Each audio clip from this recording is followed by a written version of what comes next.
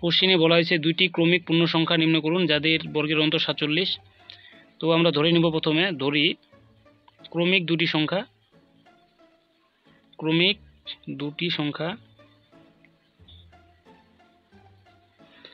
তো একটা ধরবো x এবং আরেকটা ধরবো x+1। কারণ হচ্ছে যেহেতু বলছে যে ক্রমিক, মানে যদি 1 থাকে পরেরটা হবে 2, আর যদি 2 থাকে পরেরটা হবে 3। এইভাবে ক্রমিক সংখ্যা, যেমন একটা ধরলাম x, তাহলে পরেরটা 1 বৃদ্ধি পাবে, তাহলে সেই জন্য ধরছি x+1। এখন প্রশ্ন মতে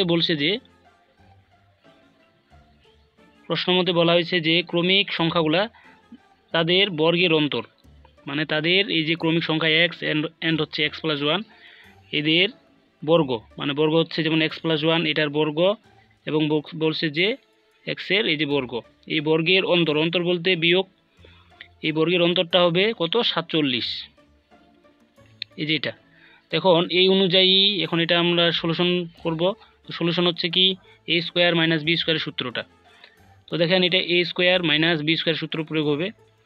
তাহলে যদি x+1 কে a ধরি আর x কে যদি b ধরি, তাহলে সূত্র হচ্ছে x+1 + x, মানে a + b × a - b, আর একটা হচ্ছে x+1 - x = 47।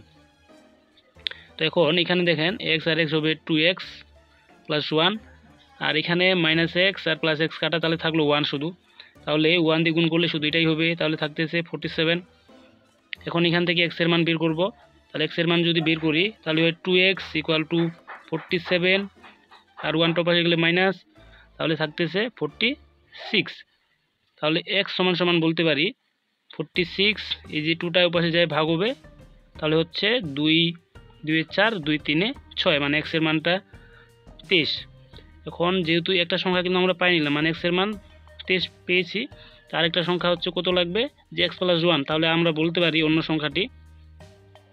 অন্যটি, তাহলে x+1 যেহেতু, তাহলে x এর মান 23 আর একটা 1, তাহলে বলতে পারি 24। মানে দুইটি সংখ্যা হচ্ছে, একটা হচ্ছে 23 আর একটা হচ্ছে 24। তাহলে এটাই হচ্ছে উত্তর।